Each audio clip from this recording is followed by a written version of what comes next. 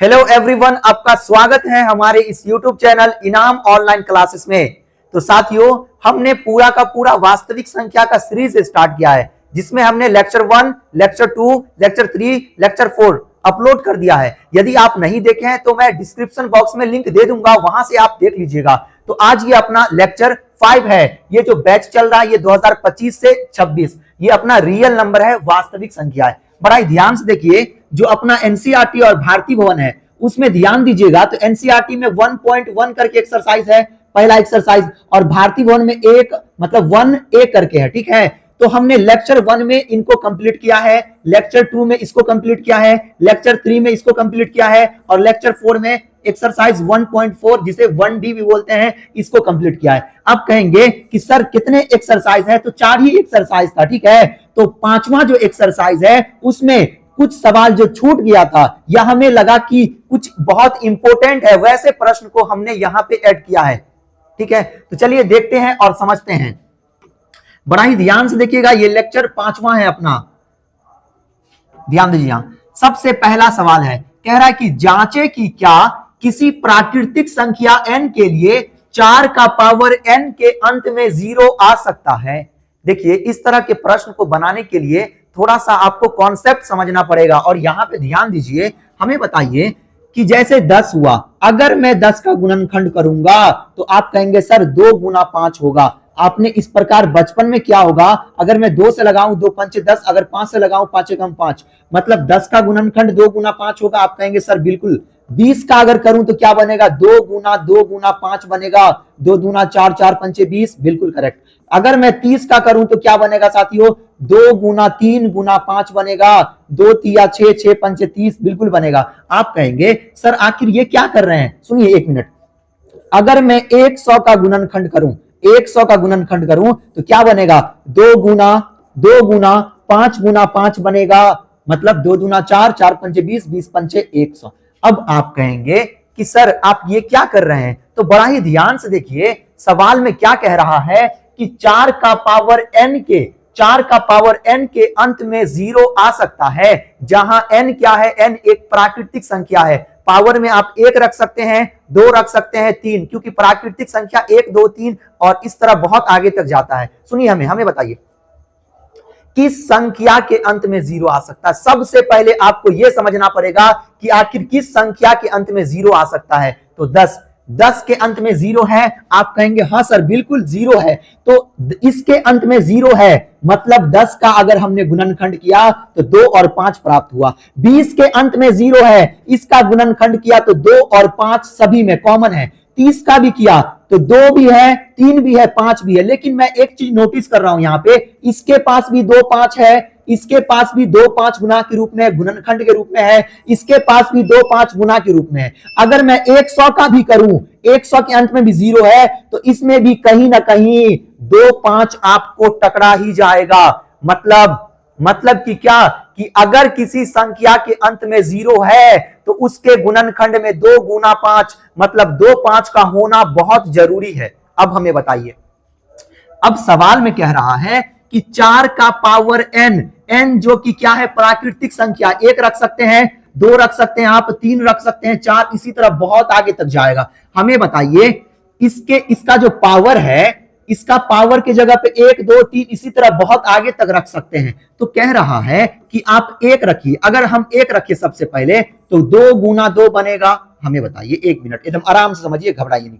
4 है ना, तो 4 को मैं क्या लिख सकता हूं, 4 का पावर 1 4 ही होता है। यस, 4 का पावर 1 4 होता है। 4 का गुणनखंड करूं तो 2 गुना 2 होगा। हमें बताइए कि इसके गुणनखंड में तो केवल 2 ही आ रहा है, लेकिन हमने अभी जो कॉन्सेप्ट आपको समझाया है उस कॉन्सेप्ट में कहा जा रहा है कि अगर किसी संख्या के अंत में 0 होगा, दैट मीन्स उसके गुणनखंड में 2 और 5 होना बहुत जरूरी है। लेकिन देखिए, इसके गुणनखंड में 2 5 तो आ ही नहीं रहा है। 2 आ रहा है लेकिन 5 नहीं आ रहा है, 2 है लेकिन 5 नहीं आ रहा है। तो क्या इसके अंत में 0 आ सकता है? नहीं आ सकता है। लेकिन आपको इस प्रकार एग्जाम में नहीं बनाना है, पूरा का पूरा नियम फॉलो करना है। तो चलिए देखते हैं कैसे बनता है। हमें उम्मीद है आप समझ गए होंगे। आप कुछ भी ले सकते हैं, यदि आप 200 भी लेंगे ना साथियों तो 2 5 होना जरूरी है। कुछ भी लेंगे आप खुद ट्राई कर सकते हैं। 2 गुना 2 गुना 2 गुना 5 गुना 5 होगा 200 का गुणनखंड, 2 दूना 4,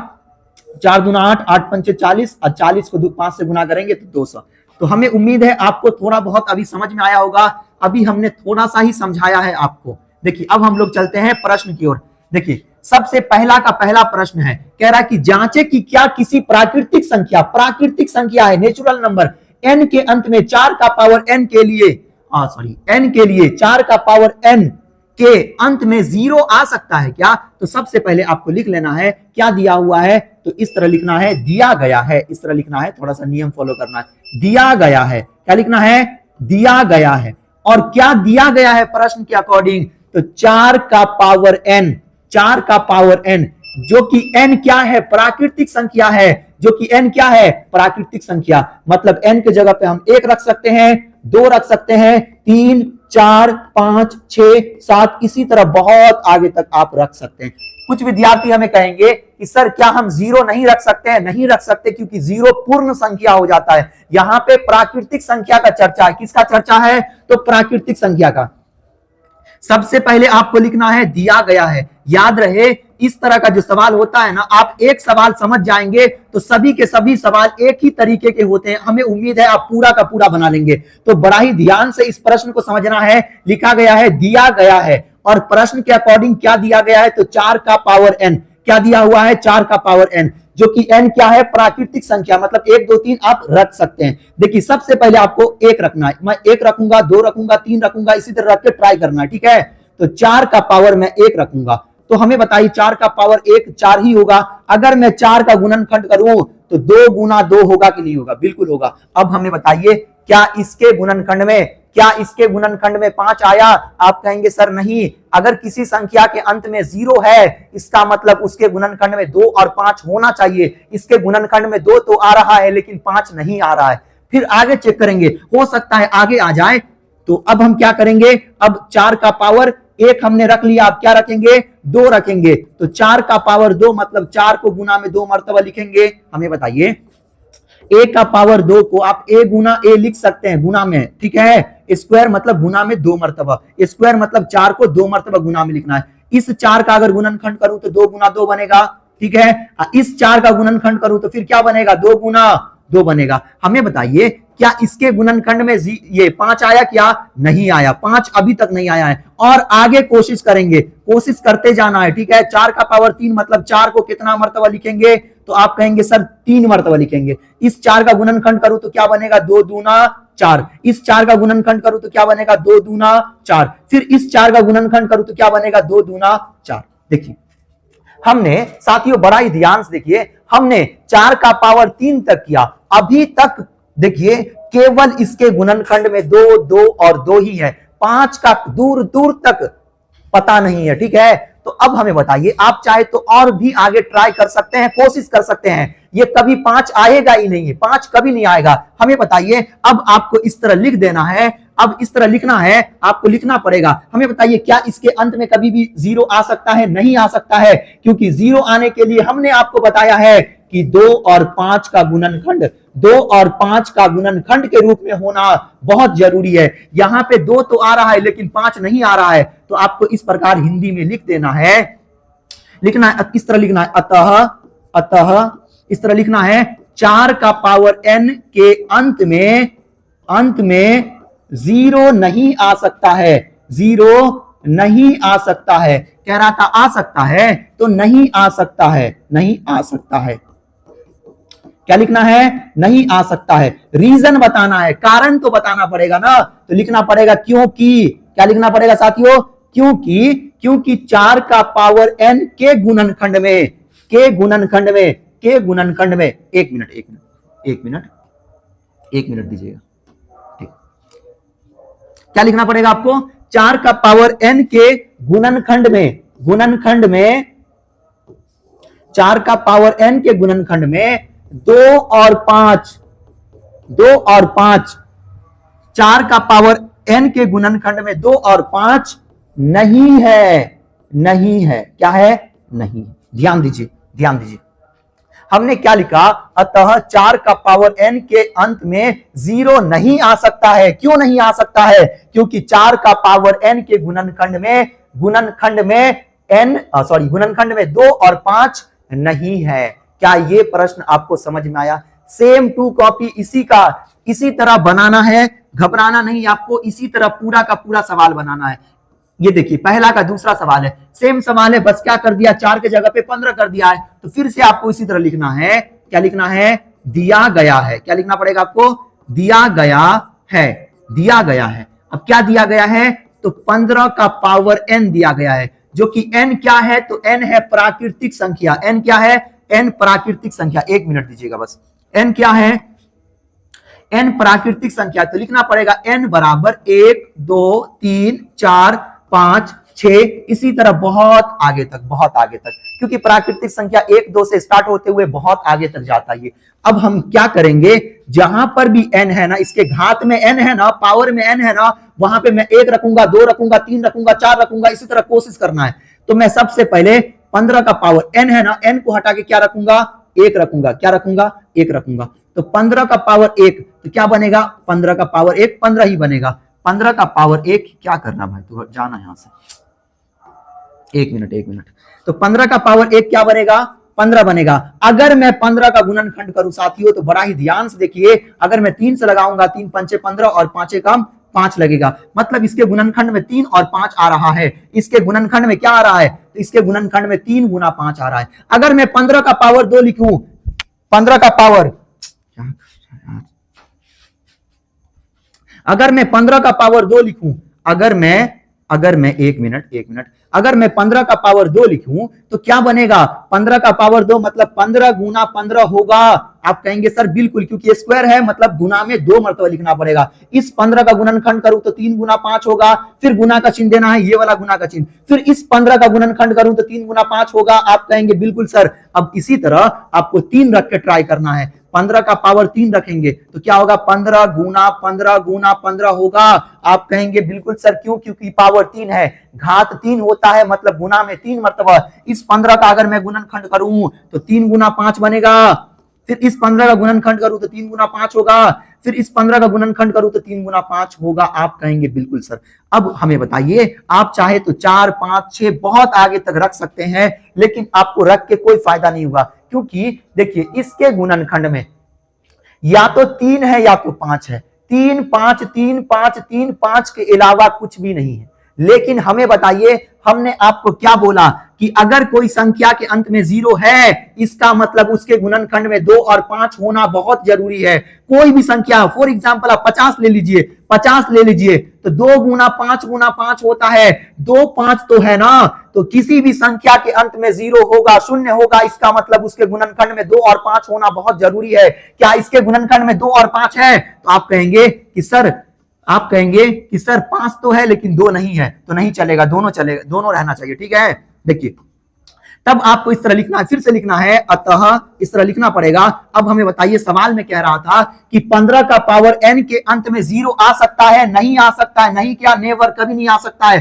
क्योंकि इसके गुणनखंड में 3 और 5 है। क्या है? 3 और 5 है। तो लिखना पड़ेगा आपको, अतः इस तरह लिखना पड़ेगा, अतः 15 का पावर n के गुणनखंड में, 15 का पावर n के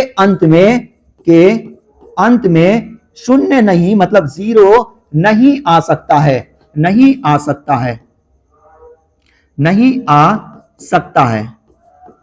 क्यों नहीं आ सकता है? रीजन बताना है। क्योंकि क्या लिखना पड़ेगा? अतः 15 का पावर n के अंत में 0 नहीं आ सकता है। क्योंकि क्या लिखना पड़ेगा? क्योंकि 15 का पावर n के गुणनखंड में 15 का पावर n के गुणनखंड में क्या नहीं है? 2 और 5। क्या लिखना पड़ेगा? 2 और 5 नहीं है। ठीक है, तो हमें उम्मीद है ये बड़ा ही आसान सवाल था, आप बना लीजिएगा। हमारे तरफ से 2-3 होमवर्क लेके जाइए, ये आपको एकदम से बनाना है। जब तक आप नहीं करेंगे तब तक कैसे होगा? याद रहे, सेम संख्या है, सेम सवाल है, आपको केवल क्या करना है, यहां पे 7 का पावर n कर लेना है। ये क्वेश्चन 1 हो गया, मतलब पहला सवाल। ये दूसरा सवाल, 2 होमवर्क हुआ हमारे तरफ से। एक में क्या कर लेना है आपको, एक में कर लेना है, इसमें कर लेना है 16 का पावर n कर लेना है और चेक करना है। ठीक है, 2 होमवर्क हुआ, हमने 2 प्रश्न बताया है आपको, 2 आपको बना के लाना है। अब देखिए हम लोग चलते हैं आगे प्रश्न की ओर। देखिए हमने लेक्चर 1 कंप्लीट किया, लेक्चर 2, लेक्चर 3, लेक्चर 4 और आज का ये वीडियो लेक्चर 5 है। इसमें पूरा का पूरा कंप्लीट हो जाएगा, संपूर्ण मतलब पूरा का पूरा जो अपना वास्तविक संख्या है, पहला चैप्टर है गणित का वास्तविक संख्या। ये 5 लेक्चर में यदि आप 5 लेक्चर देख लेते हैं तो आपका जो है ना 7 से 10 नंबर का, इस मर्तबा 2025 में 7 नंबर का प्रश्न आया है, 7 अंक का, 7 अंक मतलब 7 मार्क्स के प्रश्न आए हैं। ये आपका 7 नंबर कहीं भी नहीं जाएगा। ठीक है, तो चलते हैं, अब देखिए आगे देखते हैं आगे क्या है। आगे सिद्ध करने वाला प्रश्न है। देखिए ये सब हमने करा रखा है। ठीक है, ये सब हमने करा रखा है, बस 5वां जो लेक्चर है इसमें कुछ छूट गया था तो वो मैं कवर करवा रहा हूं ताकि आपका कुछ भी छूटे नहीं। कह रहा है कि सिद्ध करे, क्या कह रहा है, सिद्ध करे, इस तरह होता है सिद्ध, यहां पे थोड़ा सही कर लीजिएगा।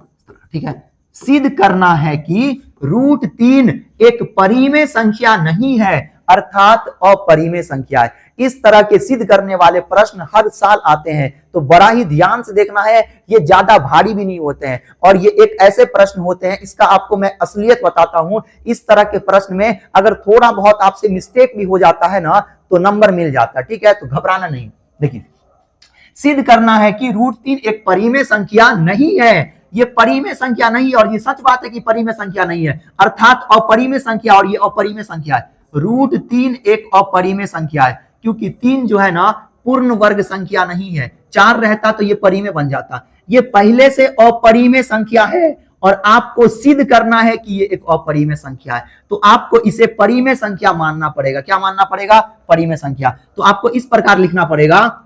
देखिए सबसे पहले इस तरह लिखना पड़ेगा आपको, माना कि, क्या लिखना पड़ेगा, माना कि, इस तरह लिखना पड़ेगा, माना कि √3 एक परिमेय संख्या है। क्या है, परिमेय संख्या है। इस तरह आपको मानना पड़ेगा, माना कि √3 एक परिमेय संख्या है, परिमेय संख्या है जो किसके बराबर है, जो किसके बराबर है, जो P/Q के बराबर है, के बराबर है। हमें बताइए बराबर। जब आप इसे परिमेय संख्या मान लिए हैं तो आपको इसे P/Q के बराबर करना पड़ेगा, क्योंकि परिमेय संख्या का परिभाषा ही होता है वैसी संख्या जिसे P/Q के रूप में बदला जा सकता है उसे क्या कहेंगे, परिमेय संख्या। तो सबसे पहले लाइन में हमने क्या किया, माना कि √3 एक परिमेय संख्या है जो P/Q के बराबर है, जो P/Q के क्या है, बराबर है। अब जब हमने बराबर लिख ही दिया है तो आपको कर देना पड़ेगा, इस तरह लिखना पड़ेगा, √3 बराबर में P/Q, √3 बराबर में P/Q। इस P/Q के बारे में थोड़ा सा यहाँ पे आप चाहे तो लिख सकते हैं, नहीं भी लिखिएगा कोई दिक्कत नहीं है। लिखना पड़ेगा जहां P और Q, क्या लिखना पड़ेगा, जहां P और Q एक धन पूर्णांक है। क्या है, धन पूर्णांक है, पूर्णांक है, इंटीजर है। ठीक है, धन पूर्णांक है, वो भी नेगेटिव नहीं पॉजिटिव है, धनात्मक पूर्णांक है, मतलब धन पूर्णांक है, धन पूर्णांक है। ठीक है, और थोड़ा सा और लिख लीजिए, और P और Q में, PQ में एक के अतिरिक्त, PQ में एक के अतिरिक्त कोई उभयनिष्ठ गुणनखंड नहीं है।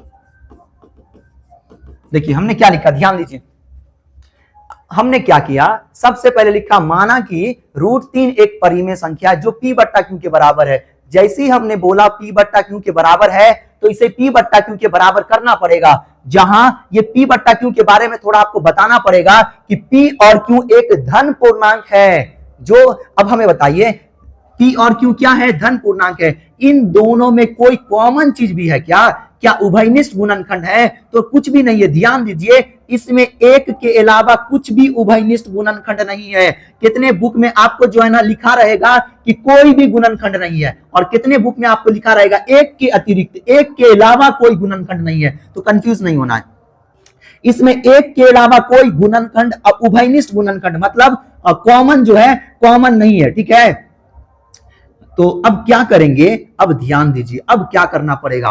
अब हमें बताइए, हमने जब इसे परिमेय संख्या मान रखा है, परिमेय संख्या मान रखा है, P बट्टा Q के रूप में इसे हमने लिख दिया बराबर में।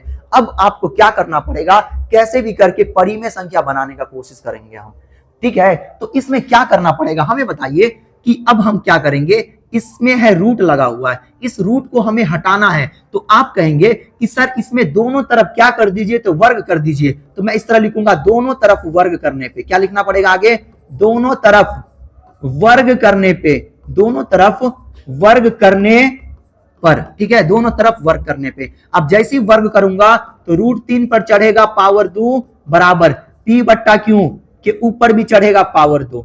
स्क्वायर से रूट खत्म हो जाता है तो बचा 3 बराबर में, यहां P का भी स्क्वायर है और Q का भी स्क्वायर, तो अलग होगा तो P स्क्वायर बट्टा Q स्क्वायर होगा। यस या नो, यस। अब देखिए क्या करना पड़ेगा आपको, यहां पर से आप चाहे तो यहां पे भी रख सकते हैं, लेकिन क्या करना है आपको, ध्यान दीजिए, ये स्क्वायर है ना, मतलब Q 2 है, बट्टा के नीचे 1 बट्टा Q स्क्वायर का मतलब होता है 1 बट्टा Q गुना Q, ठीक है। तो 1 Q को यहां भेज देंगे। यदि आप ऐसे नहीं समझते हैं तो आप ऐसे देखिए, आप ऐसे देखिए, 3 Q को अगर बट्टा के नीचे कुछ भी नहीं है तो मैं 1 लगा दूं क्या, आप कहेंगे बिल्कुल सर। तो अब कोना कोनी गुना होगा, बिल्कुल होगा। तो 3 को Q स्क्वायर से गुना करेंगे तो 3 Q स्क्वायर होगा, और P स्क्वायर को 1 से कोना कोनी क्रॉस मल्टीप्लीकेशन होगा। तो 3 को Q स्क्वायर से गुना करेंगे तो 3 Q स्क्वायर बराबर P स्क्वायर को 1 से गुना करेंगे तो P स्क्वायर हो जाएगा। अब देखिए यहां से मैं क्या करूंगा, ध्यान दीजिए, 3 Q को ऐसे ही रखना है आपको, P स्क्वायर ऐसे ही रखना है। यहां पर Q स्क्वायर मतलब 2 Q है, तो 1 Q चला जाएगा इसके बट्टा के नीचे। क्या चले जाएगा, बट्टा के नीचे। कहां चले जाएगा, बट्टा के नीचे। तो 3 Q बराबर P स्क्वायर बट्टा Q, क्या हो गया, 3 Q बराबर P स्क्वायर बट्टा Q। यही चीज को आपको घबराना नहीं। अब देखिए अब क्या करना है आपको, क्या इतना कीजिएगा, कक्षा 10वीं में नहीं कर, इतना नहीं करना है, मैंने आपको समझाने के लिए किया है। आपको केवल इतना क्या करना है, 3 और यहां पे 2 Q है तो 1 Q को यहां रख लेना है बराबर P स्क्वायर बट्टा Q रख लेना है, और इसे समीकरण, इसे क्या करना है, समीकरण 1 मान लेना है। इसे क्या करना है, इसे समीकरण 1 मान लेना है, इसे समीकरण 1 मान लेना है। अब ध्यान दीजिए, अब क्या करना पड़ेगा, अब कुछ नहीं करना आपको। अब बताइए हमें, अब ध्यान दीजिए, 3 Q जो है एक क्या है, तो आप कहेंगे सर एक पूर्णांक है, और ये क्या बन गया, ये बन गया, सॉरी 1 मिनट, 3 नहीं, यहां 2 होगा, यहां स्क्वायर में स्क्वायर होगा, क्या होगा, स्क्वायर होगा। हमें बताइए ये पूर्णांक हो गया, तो आपको इस तरह लिखना पड़ेगा, 3 Q एक पूर्णांक है, क्या है, एक पूर्णांक है, एक पूर्णांक है, जबकि इस तरह लिखना पड़ेगा, जबकि, उसके बाद नीचे आ जाइए, कोई दिक्कत नहीं है, आप नीचे ले सकते हैं, मेरे पास जगह थोड़ा कम है। जबकि P स्क्वायर बट्टा Q एक भिन्न संख्या, एक क्या है, एक भिन्न है, क्या साथियों, भिन्न है। हमें बताइए कभी भी पूर्णांक हो गया तो इसको लिखना है, ये 3 Q क्या है, तो आप कहेंगे सर पूर्णांक है, तो मैं लिखूंगा पूर्णांक, बराबर दूंगा। इसे मैंने क्या कहा, तो आप कहेंगे सर ये भिन्न है, भिन्न संख्या, तो भिन्न कभी भी पूर्णांक के बराबर भिन्न नहीं हो सकता। तो पूर्णांक बराबर भिन्न जो असंभव है, क्या है, जो असंभव है, जो क्या है, जो असंभव है, जो क्या है, असंभव है। अब आपको केवल इतना लिख देना है, अतः हमारी मान्यता गलत थी, हमने जो मान रखा है उसको गलत बताना है, इस तरह लिखना है, अतः, बस आंसर आ ही गया, अतः हमारी मान्यता, इस तरह के सवाल में थोड़ा लिखना ज्यादा पड़ता, अतः हमारी मान्यता गलत थी। √3 एक क्या है, अपरिमेय संख्या है, परिमेय नहीं है, हमने जो माना था वो गलत साबित हो गया। तो √3 एक परिमेय संख्या नहीं, क्या है, √3 एक अपरिमेय संख्या है, अपरिमेय क्या है, संख्या, अपरिमेय संख्या। क्या ये आपको समझ में आया, ठीक है। देखिए इस तरह बनेगा ये। एक और मैं आपको बताता हूं ताकि जो भी कंफ्यूजन रहेगा वो इसमें क्लियर हो जाएगा। बड़ा ही ध्यान से देखिए, सेम सवाल है, कह रहा है कि सिद्ध करे कि माना कि √7 क्या है, √7 एक परिमेय संख्या है, परिमेय संख्या मानना है साथियों, परिमेय संख्या है, जो किसके बराबर है, जो P बट्टा Q के बराबर है, बराबर जो P बट्टा Q के बराबर है। सबसे पहले लाइन में लिखना है, माना कि √7 एक परिमेय संख्या है जो P बट्टा Q के बराबर है। अब यहां पे आपको क्या करना है, √7 को, माना कि √7 एक परिमेय संख्या है जो P बट्टा Q के बराबर है, √7 को किसके बराबर करना है, तो P बट्टा Q के बराबर करना है। फिर से P बट्टा Q क्या है, तो यहां पे लिखना पड़ेगा P और Q, यहां पे लिखना पड़ेगा P और Q एक धन पूर्णांक है। क्या है, धन पूर्णांक है। क्या लिखना पड़ेगा, धन पूर्णांक है। और इसमें यहां पे लिखना पड़ेगा आगे, और भी आपको लिखना है कि इसमें एक के अतिरिक्त कोई उभयनिष्ठ गुणनखंड नहीं है। ठीक है, तो और लिखना पड़ेगा इसमें कि और इस तरह और P Q में एक के अतिरिक्त, एक के अतिरिक्त मतलब एक के अलावा, एक के अतिरिक्त कोई उभयनिष्ठ, कोई क्या हो गए, कोई उभयनिष्ठ गुणनखंड नहीं है।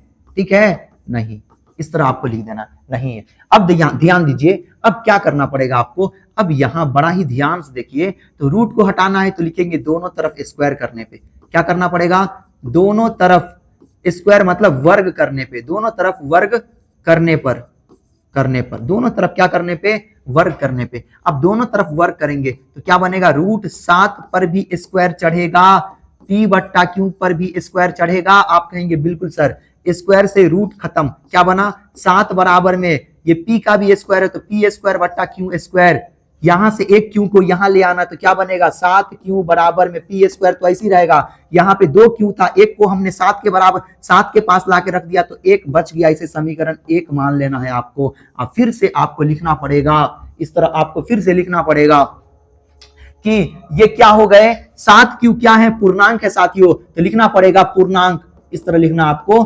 पूर्णांक बराबर में ये क्या हो गए, ये भिन्न के रूप में अभी दिख रहा है, तो पूर्णांक बराबर में भिन्न जो असंभव है, जो क्या है, असंभव है। फिर से वही लिख देना है, अतः हमारी मान्यता अतः हमारी मान्यता गलत थी, इस तरह लिखना। ठीक है, अतः हमारी मान्यता गलत थी, √7 गलत थी, लिखना पड़ेगा। रूट के अंडर में क्या है, 7 है, तो √7 एक परिमेय संख्या नहीं, परिमेय संख्या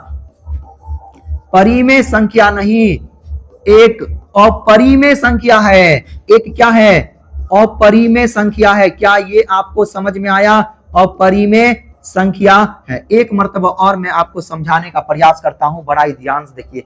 सबसे पहले लाइन में हमने क्या किया, तो सबसे पहले सवाल को पे चलते हैं। सवाल में कह रहा है कि √7 एक अपरिमेय संख्या है, सिद्ध करें। हमें बताइए, √7 अपरिमेय संख्या पहले से ही है, फिर भी आपको कहा जा रहा है कि इसे सिद्ध करके दिखाओ, प्रूव करके दिखाओ। तब मैं क्या करूंगा, इसे किसी भी हाल में परिमेय संख्या बनाने का कोशिश करूंगा। तो इसलिए हमने लिखा इसे, माना कि √7 एक परिमेय संख्या है जो P बट्टा Q के बराबर है, हमने इसे P बट्टा Q के बराबर कर दिया। P Q के बारे में थोड़ा सा आपको जानकारी दे देना है। P और Q एक धन पूर्णांक है और P Q में एक के अतिरिक्त कोई उभयनिष्ठ गुणनखंड नहीं है। उसके बाद यहां से स्क्वायर, यहां से जो रूट है ना, रूट को हटाना है तो दोनों तरफ हमने वर्ग कर दिया। दोनों तरफ आप कुछ भी कर सकते हैं गणित का इस नियम में। गणित का नियम कहता है कि दोनों तरफ आप चाहे तो गुना, भाग, जोड़, घटाव कुछ भी कर सकते हैं। फिलहाल हमें वर्ग करने का जरूरत था, तो दोनों तरफ वर्ग करने पे, तो इधर भी हमने वर्ग किया, इधर भी वर्ग किया, स्क्वायर से रूट खत्म। और यहां पर भी P का भी स्क्वायर है, Q का भी स्क्वायर है, तो 7 बराबर में P स्क्वायर बट्टा Q स्क्वायर, एक Q को यहां रख देना। ठीक है, तो 7Q बराबर में P स्क्वायर बट्टा क्या हो जाएंगे, Q हो जाएंगे। यहां हमने Q इसलिए रख दिया क्योंकि ये केवल जो है ना 7 था, संख्या के रूप में था, तो एक हमने क्या किया, चर को इसके साथ डाल दिया, तो 7Q हो गया। क्या हो गया, 7Q। अब ध्यान दीजिए, अब हम यहां पे जो आप देखेंगे तो ये एक पूर्णांक संख्या है, जबकि ये एक क्या बन गया, ये एक भिन्न संख्या बन गया। तो आपको लिखना पड़ेगा पूर्णांक बराबर में भिन्न, जो क्या है, असंभव है, कभी हो ही नहीं सकता है। परिमेय संख्या के बराबर अपरिमेय संख्या नहीं हो सकता है, पूर्णांक संख्या के बराबर भिन्न संख्या नहीं हो सकता है। अतः हमारी मान्यता गलत थी, √3 एक परिमेय संख्या नहीं अपरिमेय संख्या है, सिद्ध हुआ। इस प्रकार आपको एग्जाम में बनाना है। इस तरह के एग्जाम में लगभग 90% तक सवाल फिक्स रहते हैं। देखिए इस सवाल बड़ा ही आसान है, इस तरह के सवाल भी कितने मरतबा एग्जाम में चले आते हैं। देखिए अगर इस तरह के सवाल, ध्यान दीजिए मैं आपको ट्रिक भी बता रहा हूं, अगर इस प्रकार का सवाल 1 नंबर में आए, कितने में, 1 मार्क्स, 1 मार्क्स में अगर पूछे, उसके बाद 2 मार्क्स में पूछे, ध्यान दीजिए 5 नंबर में कभी नहीं पूछते, या तो 1 नंबर में आएगा ये सवाल या तो 2 नंबर में, ठीक है। अब ध्यान दीजिए, अब कहेंगे कि सर 1 नंबर में आएगा तो उसके लिए लगभग में 60 सेकेंड होता है, बिल्कुल करेक्ट। और जो 2 नंबर होते हैं इसमें तो पूरा का पूरा बनाना पड़ता है नियम के साथ। तो क्या 1 नंबर का आएगा सवाल तो क्या बनाएंगे, नहीं बनाना है, आपको ट्रिक देखना है। 1 नंबर में पूछे तो क्या है, 0.6 रैंक है ना, बड़ा ही आसान है। एक संख्या पे रैंक है ना, तो जो संख्या पे रैंक है 6 तो 6 दीजिए। एक संख्या पे रैंक है, कितने पे रैंक है, एक संख्या, तो एक अंकों की सबसे बड़ी संख्या क्या होता है साथियों, तो आप कहेंगे सर हमने बचपन में पढ़ रखा है एक अंकों की सबसे बड़ी संख्या 9, तो इसके बट्टा में क्या लगा देना है, 9 लगा देना है, 3 से काटना है, 3 दूना 6 और 3 तिया 9, देखिए 2/3 इसका आंसर आ गया। जब मैं इसे 2 नंबर के लिए पूरा रूल से बनाऊंगा ना साथियों, तो आप आंसर देखेंगे तो 2/3 ही आएगा। अब कितने विद्यार्थी कहेंगे कि सर अगर रैंक 2 संख्या पे दे दिया तब क्या करेंगे सर, तब भी कुछ नहीं करना है। सबसे पहली बात आपको कुछ नहीं करना है, बड़ा ही आराम से बनाना है सवाल। देखिए 63 है ना, 63 पे रैंक है, 2 संख्या पे, दशमलव के बाद 2 संख्या पे रैंक है, तो 63 का 63 देना है। 2 संख्या पे रैंक है तो 2 अंकों की सबसे बड़ी संख्या, आप कहेंगे सर हमें तो इतना पता है कि 99 होता है, तो बट्टा के नीचे 99 डाल देना है। कटेगा 3 से तो काट दीजिए, कटेगा 3 दूना 6, 3 एकम 3, ये 3 तिया 9, 3 तिया 9, क्या बना साथियों, और भी कटेगा क्या, बिल्कुल कटेगा, और भी कट सकता है, 3 सत्ते 21 और ये 11 बनेगा, तो 7/11 बन गया। इसी प्रकार और आप बना सकते हैं। फिलहाल अभी ये 2 नंबर के प्रश्न है, तो मैं पूरा नियम के साथ बनाऊंगा, और आप एक चीज नोटिस कीजिएगा कि उसका आंसर भी 2/3 ही आएगा, ठीक है। देखिए तो सबसे पहले आपको इस तरह लिखना पड़ेगा, सवाल क्या है ध्यान से पढ़िए तो एक मर्तबा। तो कह रहा है कि 0.6 रैंक को परिमेय संख्या के सरल रूप में व्यक्त कीजिए। अब आप हमें बताइए 0.6 रैंक क्या ये परिमेय संख्या है, बिल्कुल ये परिमेय संख्या है। अगर ये परिमेय संख्या है तो ये रैंक के रूप में है, तो परिमेय संख्या क्या होता है, P/Q के रूप में। अगर किसी संख्या को हम चेंज कर देते हैं, बना देते हैं, व्यक्त कर देते हैं, तो उसे हम क्या बोलते हैं, रेशनल नंबर, परिमेय संख्या बोलते हैं। क्या ये P/Q के रूप में चेंज होगा, बिल्कुल चेंज होगा, क्योंकि ये एक आवर्ती संख्या है। आप कहेंगे सर ये आवर्ती संख्या है, क्या होती है, तो समझिए जिस संख्या पे रैंक लगा हो, रैंक हटेगा तो 6 6 6 6, इसी तरह ये बहुत आगे तक जाएगा साथियों, तो इसे ही बोलते हैं आवर्ती संख्या। और जितने भी आवर्ती संख्याएं होते हैं वो कौन सी संख्या होते हैं, तो परिमेय संख्या। क्या ये चीज आपको समझ में आया। तो देखिए यहां पे मैं सवाल बनाने का कोशिश कर रहा हूं, अब बड़ा ही ध्यान से देखिए। सबसे पहले आपको लिखना पड़ेगा, मानना पड़ेगा, इसमें भी लिखना पड़ेगा, माना कि x के बराबर मानना पड़ता है, x तो मानना पड़ेगा ना, माना कि 0.6 रैंक का परिमेय रूप में, एक मिनट साथियों, क्या लिखना पड़ेगा, परिमेय रूप में मान x है। हमने 0.6 रैंक को x के बराबर मान लिया। जब मैं इसे x मान लूंगा तो इसे x के बराबर आपको करना पड़ेगा। माना कि 0.6 रैंक का परिमेय रूप में मान x है, जब हमने इसे x मान लिया है तो x बराबर 0.6 रैंक आपको लिखना पड़ेगा।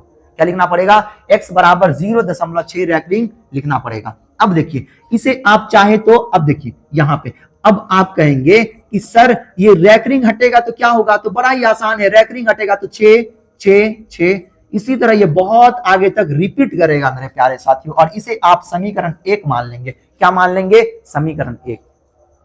अब यहां पे क्या करना पड़ता है, इस तरह के सवाल में क्या करना पड़ता है, अब दोनों तरफ, मैंने पहले ही आपको बोला था गणित के नियम में दोनों तरफ आप गुना कर सकते हैं, जोड़ सकते हैं, घटा सकते हैं, गुना कर सकते हैं, कुछ भी कर सकते हैं। आखिर क्यों कर सकते हैं वो भी समझिए, क्योंकि आपको पूरा का पूरा डीप में पढ़ना है। 2026 में एग्जाम देना है, तो पूरा का पूरा कॉन्सेप्ट क्लियर करके रखिए। अगर कोई पूर्णांक है पी क्यू, ठीक है, हमने आपको क्या कहा कि आप दोनों तरफ चाहे तो क्या कर सकते हैं, आप चाहे तो दोनों तरफ क्या कर सकते हैं, कुछ भी बदलाव कर सकते हैं, दोनों तरफ कुछ भी बदलाव कर सकते हैं। एक मिनट।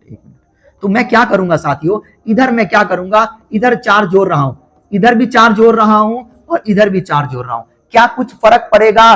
कुछ फर्क नहीं पड़ेगा, क्योंकि बराबर में ये 4 खत्म ही हो जाएगा, पी क्यू जैसे का तैसे रह जाएगा, तो कुछ फर्क नहीं पड़ता है। तो आप इस तरह बराबर अगर रहे तो दोनों तरफ गुना कर सकते हैं, भाग कर सकते हैं, जोड़ सकते हैं। फिलहाल इस तरह के प्रश्न में क्या करना पड़ेगा, एक संख्या पे रैकरिंग है, वो तो हमने ट्रिक बताया था आपको, एक संख्या पे रैकरिंग हो तो 10 से गुना करना पड़ता है, लिखना पड़ेगा दोनों तरफ, क्या लिखना पड़ेगा, दोनों तरफ 10 से गुना करने पे, 10 से गुना करने पर क्या लिखना पड़ेगा साथियों आपको, दोनों तरफ 10 से गुना करने पे। और देखिए 10 से मैं गुना करूंगा, x को भी किससे गुना करना है, 10 से, और ये पूरा का पूरा संख्या को भी किससे गुना करना है, 10 से गुना करना है। किससे गुना करना है, 10 से। देखिए हमने क्या किया, बड़ा ही आसानी से समझिए, x के बराबर मान लिया, रैकरिंग हटाया तो 6 रिपीट होगा, इंफिनिटी तक जाएगा। इसे समीकरण 1 मान लिया हमने,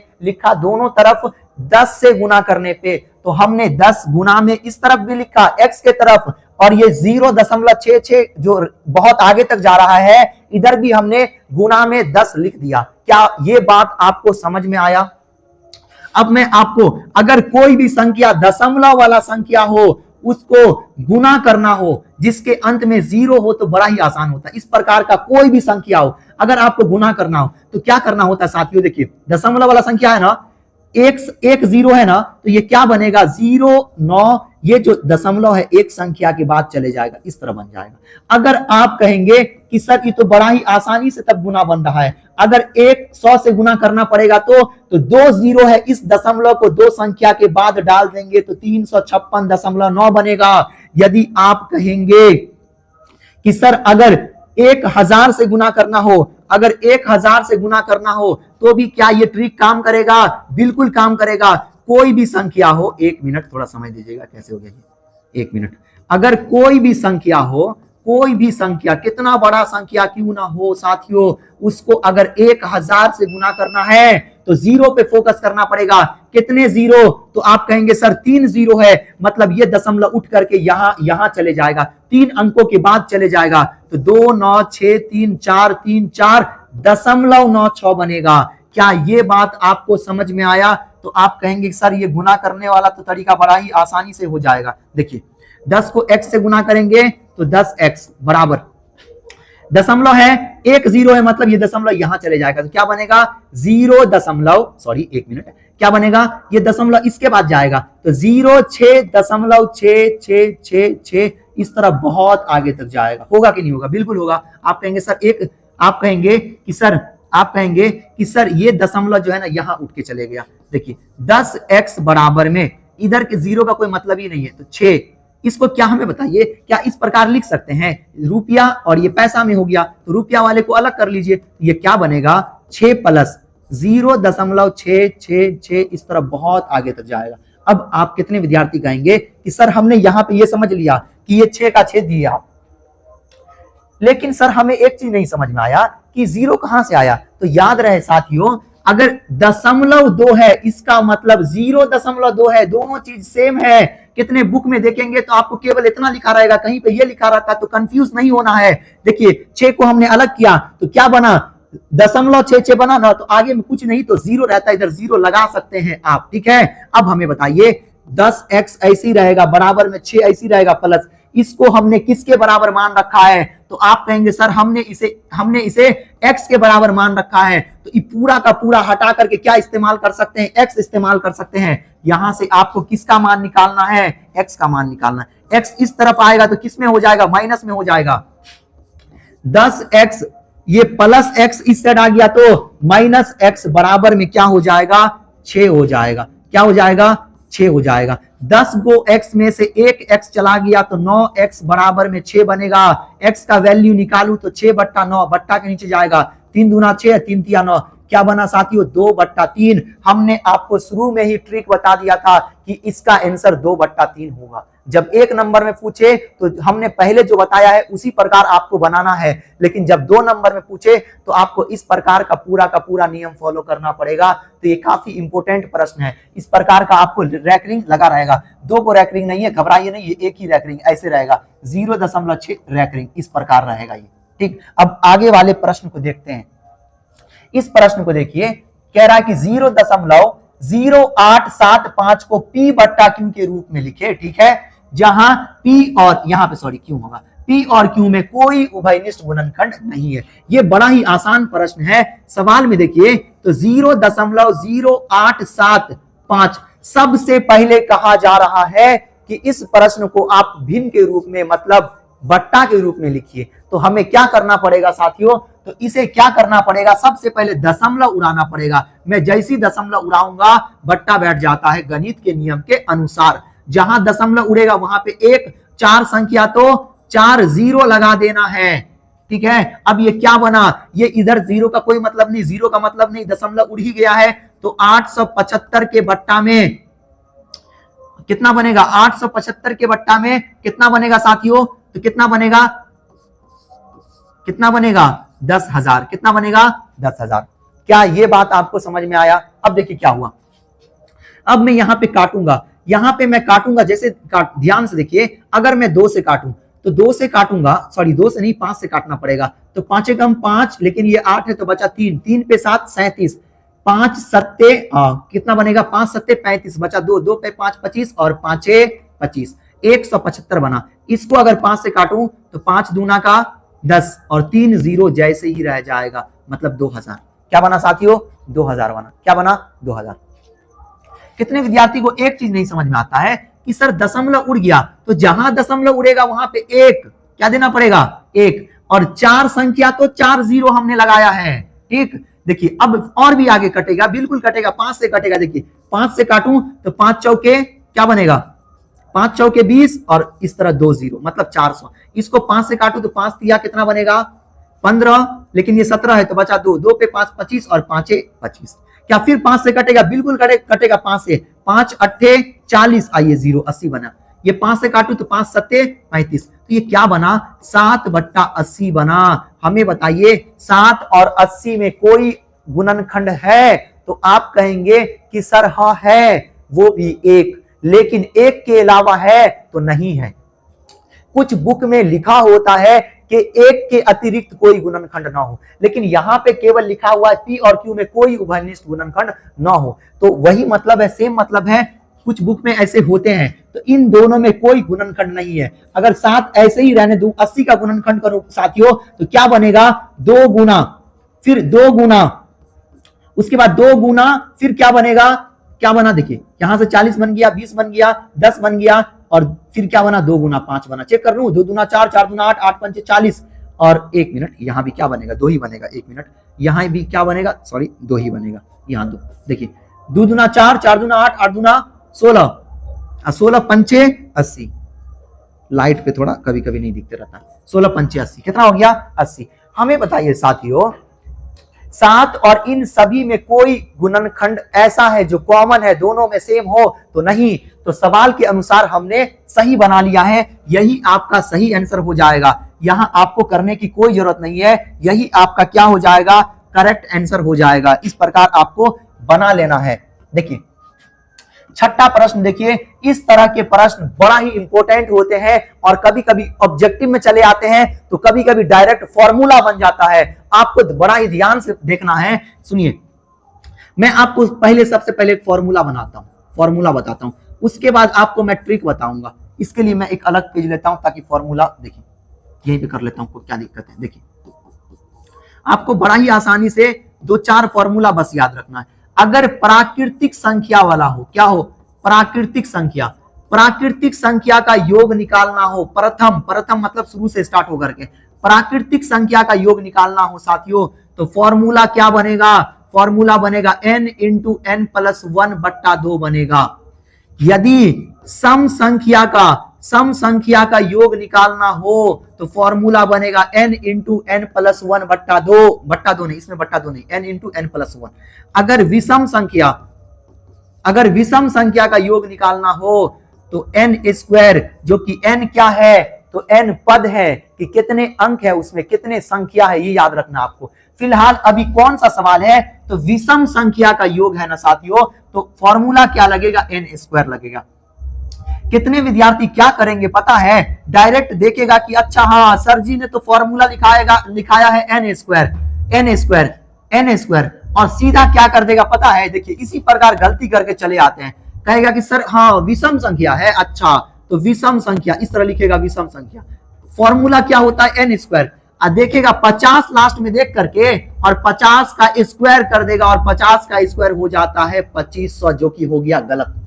क्या इस प्रकार बनाना है, नहीं ऐसे नहीं बनाना है, फॉर्मूला तो यही रहेगा, लेकिन साथियों आपने गलत किया है। क्या गलत किया है हमें बताइए। विषम संख्या, सबसे पहले सवाल को समझिए, बीच की ना कह रहा है तो आपको ऐसे करना है, बिल्कुल नहीं करना है, जल्दबाजी आपको नहीं करना है।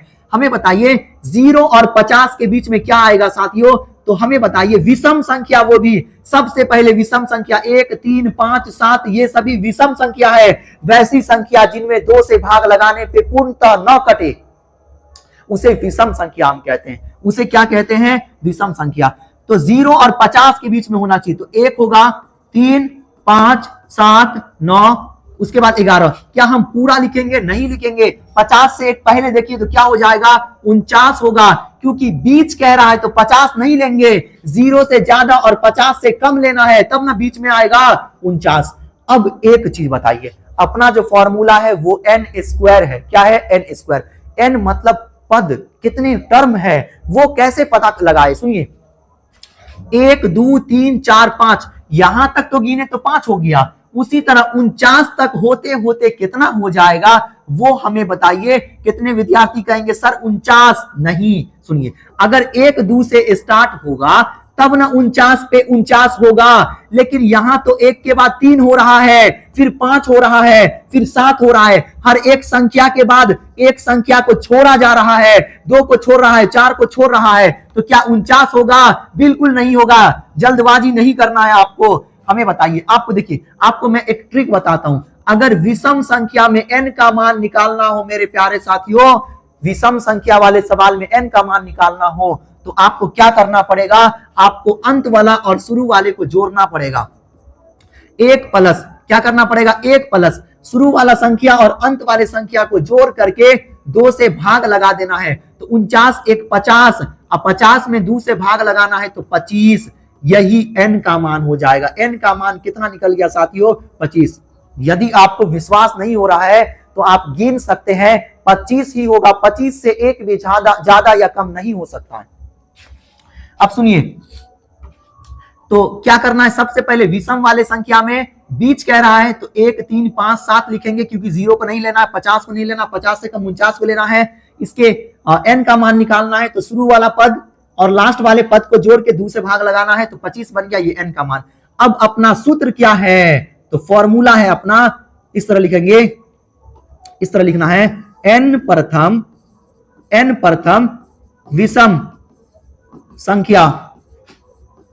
संख्याओं का योग बराबर में n स्क्वायर लिखना है। n का मान कितना है साथियों, तो 25 है, तो 25 का स्क्वायर बनेगा 625। 625 सही आंसर होगा, 9 की 2500। ये बिल्कुल इसका करेक्ट आंसर है। क्या ये आपको समझ में आया? नेक्स्ट आगे देखिए, ये सेम प्रश्न है, सम वाला है। आप कहेंगे कि सर अभी आपने ही तो सूत्र लिखाया है, सम वाला क्या होगा, n इंटू n प्लस 1 होगा। अब हमें बताइए, 2, 4, 6, 8, 10, 12, 14, उसके बाद 16, 18, 20। साथियों ये क्या है, सम संख्या है। हमें बताइए, हमने बस थोड़ा सा लिखा है, यहां तक तो आप n का मान गिन सकते हैं, 1, 2, 3, 4, 5, 6, 7, 8, 9, कितने हो गए, 1 मिनट 1 2 3 4 5 6 7 8 9 10 हो गए। आप यहां गिन सकते हैं, लेकिन 50 तक हो, 100 तक हो, क्या आप गिनना चाहेंगे? नहीं, आपको नहीं गिनना है, आपको ट्रिक का इस्तेमाल करना है। विषम वाले में क्या होता था, शुरू वाले और अंत वाले को जोड़ करके दूसरे भाग लगाना होता था, लेकिन साथियों ये सम वाला है, केवल आपको अंतिम पद लेना है, क्या है 20, और उसमें 2 से भाग लगाना है 10। सच में 10 नहीं है क्या? 1 2 3 4 5 6 7 8 9 10, बिल्कुल 10 है। मतलब अंतिम पद को आधा कर देना है। ये अपना ट्रिक है साथियों, ये अपना क्या है ट्रिक, ये अपना फॉर्मूला रहा। और ट्रिक हमने आपको क्या बोला, n का मान निकालने के लिए बीच में, तो पहले लिख लेते हैं 0 से ज्यादा, सम संख्या 2 4 6 8, बहुत आगे तक जाएगा। 50 के बीच में, तो 50 से पहले सम संख्या कौन आता है? 49 सम संख्या है, नहीं 48 आएगा साथियों, 48। सुनिए, हमने आपको क्या बोला, n का मान निकालने के लिए 48 में कितना से भाग देना पड़ेगा? 2 से, तो बनेगा 24 बनेगा। अब हमें n का मान पता चल गया है, तब हम क्या करेंगे, लिखेंगे प्रथम n सम संख्या का योग। फॉर्मूला क्या बनेगा साथियों?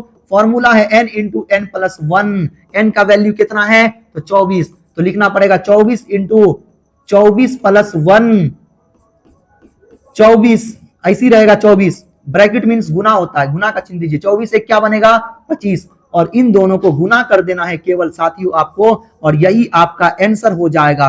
5 चौके 20 को 0 हासिल का 2, 4 दूना 8 2 10, 2 पंचे 10 को 0 हासिल 1, 2 दूना 4 1 5, कितना बनेगा? 600 बनेगा मेरे प्यारे साथियों। कितना बनेगा? 600 इज द करेक्ट आंसर। इसका 600 सही आंसर हो जाएगा। क्या ये आपको समझ में आया? कितना बेसिक था। विषम वाले में n का मान निकालने के लिए शुरू वाला और अंत वाले पद को जोड़ करके दूसरे भाग लगाना है। सम वाले में कुछ नहीं करना है, लास्ट वाला पद को पहचानना है, उसका आधा कर देना। और बीच वाला याद रखिएगा, बीच। अब हमें बताइए, आप कोई छोटा बच्चा से भी पूछेंगे ना कि बाबू 0 और 10 के बीच में क्या आएगा, तो वो बच्चा कहेगा 1 आएगा सर, 2 आएगा, 3 आएगा, 4 5 6 7 8 9 आएगा। 10 नहीं लेंगे, 0 नहीं लेंगे। उसी तरह साथियों कह रहा था कि 0 और 50 के बीच में सम संख्या, तो 1 हम लेने वाले थे, लेकिन 1 सम संख्या नहीं है, इसलिए हम 2 लेंगे, 4 लेंगे, 6 लेंगे, 8 लेंगे। इसी तरह करते करते 50 से पहले देखिए 49 सम संख्या है, नहीं, उनसे पहले देखिए 48 सम संख्या है, बिल्कुल है। तो इस तरह हमने लिया। क्या ये आपको समझ में आया? नेक्स्ट अब हम आगे प्रश्न की ओर चलेंगे, और ये आज का ये अंतिम प्रश्न होगा। इसके बाद पूरा का पूरा 5 लेक्चर अपना कंप्लीट हो जाएगा। ये 5 लेक्चर को आप जो है ना देख लेना है और अपने नोट में नोट कर लेना है, ठीक है। तो 8वां प्रश्न है, वही प्रश्न है, थोड़ा चेंज है, बस प्राकृतिक संख्या का योग है। तो सबसे पहले 0 और 50 के बीच में प्राकृतिक संख्या कौन होगा? तो 0 के बाद 1 आता है, 2 3 4 5 6 7, कहां तक लिखेंगे? ज्यादा नहीं लिखना, डॉट डॉट लगा देना है। 50 से पहला प्राकृतिक कौन होता है? तो 49 होता है साथियों।